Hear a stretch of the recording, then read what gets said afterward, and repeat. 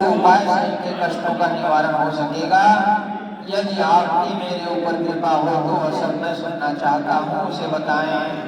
साधु संपृष्टं त्वयं त्वत्सल्लोकानुराज्या यदि त्वामुच्यते मोहाय तच्छ्रुतपदामि ते प्रद्मस्ति महापुण्यं स्वर्गे मन्ये नित्यर्ये च दुर्लभं तव स्नेहाभ्यां वत्सम्प्रकाशयते सत्यनारायणस्य व्रतं स्वप्नविदारतः हित्वा सत्यमुखं भुक्त्वा वरदमोक्षयामाप्नुयात् तच्छ्रुत्वा भगवद्वाक्यं नारदो मुनिव्रते ब्रवीत्। श्री भगवान ने कहा, हे वत्स, संसार के ऊपर अनुग्रह करने की इच्छा से आपने बड़ी अच्छी उत्तम बात पूछी है। जिस व्रत के करने से प्राणी मोह से मुक्त हो जाता है उसे मैं आपको बताता हूँ, सुने। हे वत्स, स्वर्ग और मृत्युलोक में भगवान श्री सत्यनारायण का एक महान पुण्य व्रत है। आपके स्नेह के कारण मैं आपसे कह रहा हूँ, उसे अच्छी प्रकार से विधि विधान से भगवान सत्यनारायण का व्रत करके मनुष्य शीघ्र ही सुख प्राप्त कर परलोक में मोक्ष प्राप्त करता है। भगवान की ऐसी वाणी सुनकर नारद मुनि ने कहा, किम फलम किम विधानम च कृतं कैनैव तद्व्रतं तत्सर्वं विस्तारं एकदा कार्यं व्रतं प्रभो। नारद जी बोले, प्रभु, इस व्रत को करने का फल क्या है, इसका विधान क्या है, इस व्रत को किसने किया और कब इसे करना चाहिए, यह सब विस्तार पूर्वक बतलाइए। श्री भगवान वाचः, श्री भगवान ने कहा, यह सत्यनारायण व्रत दुख सुख आदि का शमन करने वाला, धन धान्य वृद्धि करने वाला, सौभाग्य और संतान देने वाला तथा सर्वत्र विजय प्रदान करने वाला है। जिस किसी भी दिन भक्ति और श्रद्धा से समन्वित होकर मनुष्य ब्राह्मणों को बंधु बांधवों के साथ धर्म में तत्पर होकर सायंकाल में श्री सत्यनारायण की पूजा करके नैवेद्य के रूप में उत्तम कोटि के भोजनीय पदार्थ को सवया मात्रा में भक्तिपूर्वक अर्पित करना चाहिए। केले का फल, घी, दूध, गेहूं का चूर्ण अथवा गेहूं के चूर्ण के अभाव में साठी चावल का चूर्ण, शक्कर या गुड़, यह सब भाज्य सामग्री सवाया मात्रा में एकत्र कर निवेदित करनी चाहिए। बंधु बांधवों के साथ श्री सत्यनारायण भगवान की कथा सुनकर ब्राह्मणों को दक्षिणा देनी चाहिए। तदंतर बंधु बांधवों के साथ ब्राह्मणों को भोजन कराना चाहिए। भक्ति पूर्वक प्रसाद ग्रहण करके नृत्य गीत आदि का आयोजन करना चाहिए। तदंतर भगवान श्री सत्यनारायण का स्मरण करते हुए अपने घर जाना चाहिए। ऐसा करने से मनुष्यों की अभिलाषा अवश्य पूर्ण होती है। विशेष रूप से कलयुग में पृथ्वी लोक में सबसे छोटा सा उपाय है। इस प्रकार श्री स्कंद पुराणे रेवाखंडे श्री सत्यनारायण व्रत कथायां प्रथमोध्यायः।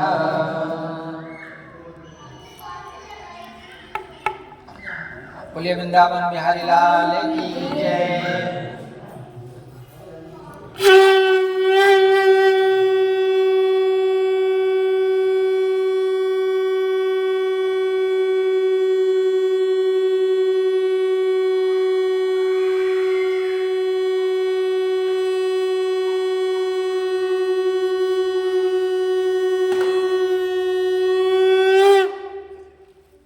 कौशल्यानंद श्री राम की जय। अनंत बलवंत श्री हनुमंत लाल की जय। फूल रख दीजिए भगवान के आगे।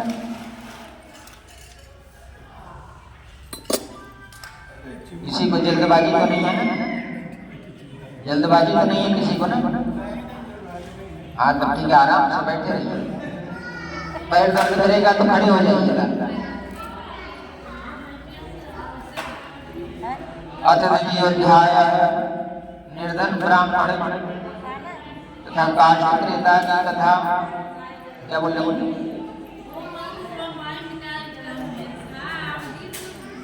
अच्छा, ये वाला बंद कर दे तो सही रहेगा।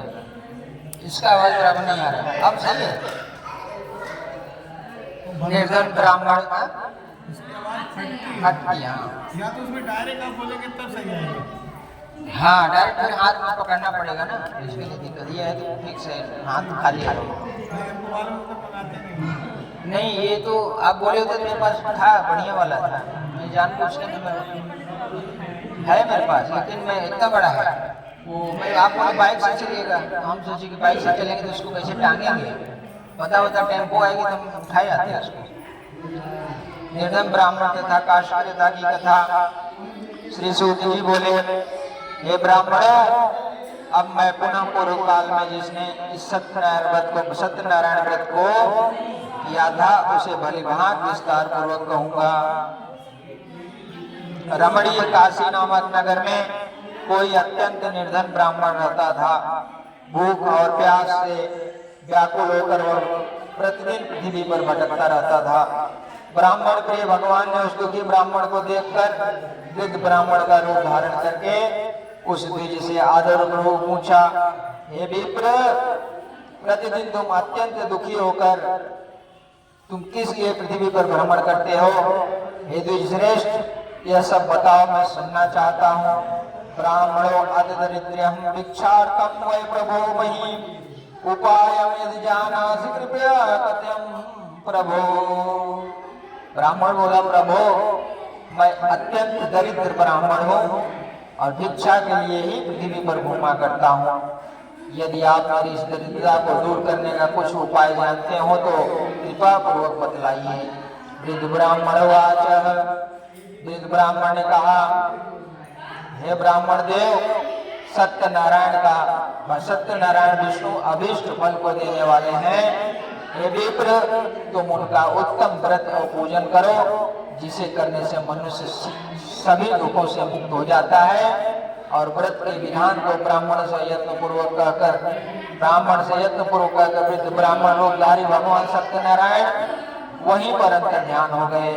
वृद्ध ब्राह्मण ने जैसा कहा है उस व्रत को अच्छी प्रकार से वैसे ही करूंगा, यह सोचते हुए उस ब्राह्मण को रात में नींद नहीं आई। तदंतर प्रातः काल उठकर सत्यनारायण का व्रत करूंगा, ऐसा संकल्प करके वह ब्राह्मण भिक्षा के लिए चल पड़ा। उस दिन ही ब्राह्मण को भिक्षा में बहुत सा धन प्राप्त हुआ। उसी धन से उसने बंधु बांधवों के साथ भगवान श्री सत्यनारायण का व्रत किया।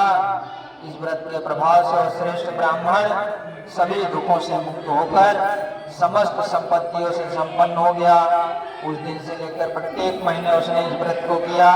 इस प्रकार भगवान श्री सत्यनारायण के इस व्रत को करके वह श्रेष्ठ ब्राह्मण सभी पापों से मुक्त हो गया और उसने दुर्लभ मोक्ष को प्राप्त किया। हे विप्र, पृथ्वी पर जब कोई मनुष्य श्री सत्यनारायण का व्रत करेगा उसी समय उसके समस्त दुख नष्ट हो जाएंगे। हे ब्राह्मणों, इस प्रकार भगवान श्री सत्यनारायण ने महात्मा नारद जी से जो कुछ कहा मैंने वह सब आप लोगों से कह दिया है, आगे और क्या कहूँ। तस्मात् परिप्राजकं तेन पृथिव्याजन्तं मुने तदोरं श्रोतुमिच्छामि श्रद्धास्पदं प्रजायते। इसी ने कहा, है मुने, इस पृथ्वी पर उस ब्राह्मण से सुने हुए इस व्रत को किसने किया, हम सब सुनना चाहते हैं। आप उस व्रत पर हमारी बड़ी श्रद्धा हो रही है। सूत जी बोले, मुनियों, पृथ्वी पर जिसने इस व्रत को किया उसे आप लोग सुने। एक बार वह श्रेष्ठ अपनी धन संपत्ति के अनुसार बंधु बांधवों तथा परिवारजनों के साथ व्रत करने के लिए उद्यत हुआ। उसी बीच एक लकड़हारा वहां आया और लकड़ी बाहर रखकर उस ब्राह्मण के घर गया। प्यास से व्याकुल उस ब्राह्मण को व्रत करता हुआ देख प्रणाम करके उसने बोला, प्रभु, आप यह क्या कर रहे हैं? इसके करने से किस फल की प्राप्ति होती है? विस्तार पूर्वक मुझसे कहिए। विप्र ने कहा, यह श्री सत्यनारायण का व्रत है जो सभी मनोरथ को प्रदान करने वाला है। उसी के प्रभाव से मुझे यह सब महान धन धान्य आदि प्राप्त हुआ है। जल पीकर तथा प्रसाद ग्रहण करके वो नगर चला गया। सत्यनारायण देव के लिए मन में ऐसा सोचने लगा कि आज लकड़ी बेचने से जो धन प्राप्त होगा उसी धन से भगवान श्री सत्यनारायण का श्रेष्ठ उत्तम व्रत करूंगा। इस प्रकार मन में चिंतन करता हुआ लकड़ी को मस्तक पर रखकर उस सुंदर नगर में गया जहाँ धन संपन्न लोग रहते थे। उस दिन से उसने लकड़ी का दोगुना मूल्य प्राप्त किया। तदंतर प्रसन्न हृदय होकर वह पके हुए केले का फल, शर्करा, घी, दूध, गेहूं का चूर्ण सवाया मात्रा में लेकर अपने घर गया। तत्पश्चात उसने बंधु बांधवों को बुलाया, विधि विधान से भगवान श्री सत्यनारायण का व्रत किया। उस व्रत के प्रभाव से वह धन पुत्र से संपन्न हो गया और इस लोक में अनेक सुखों का उपभोग कर अंत में सत्यपुर वैकुंठ लोक को चला गया। इस प्रकार श्री स्कंद पुराणे देवाखंडे श्री सत्यनारायण व्रत कथायां द्वितीयोऽध्यायः।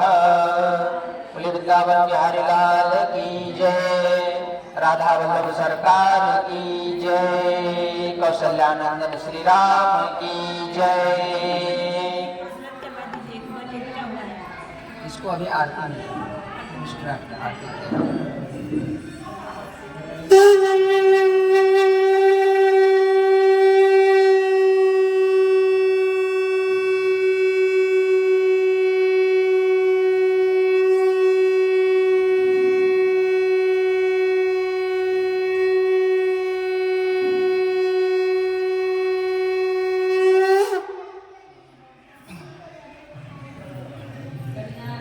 रख दीजिए फूल भगवान के आगे।